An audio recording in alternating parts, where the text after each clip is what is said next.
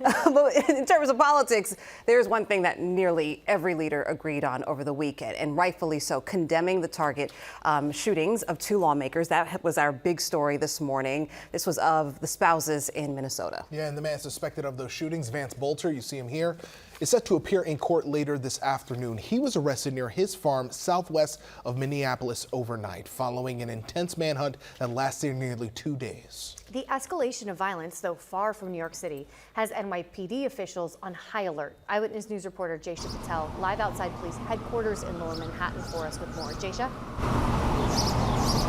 Charlene, Pedro, Danny, the suspect, Vance Bolter, is expected to be in court later this afternoon at 1:30, and his bail is set at $5 million. But this morning, a lot of questions remain, like what was his motive behind these two shootings?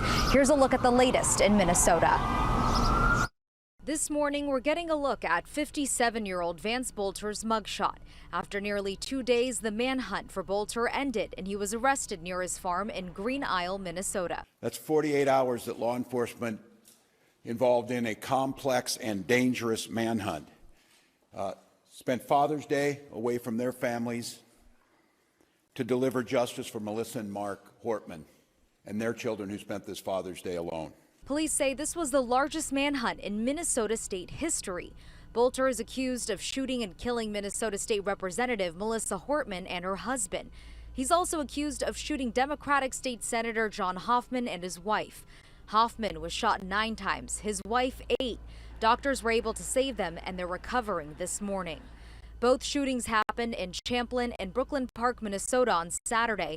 And investigators found a vehicle of interest, and items were found they believe belonged to Bolter, including a list of dozens of Democratic lawmakers and abortion rights advocates. The shootings have put a spotlight on an alarming trend. Nationally, 43% of state lawmakers reported facing threats during their most recent term in office and the preceding campaign. It's part of a troubling pattern, a wave of political violence that threatens the very foundation of this republic. And let me be clear, violence has no place in our politics.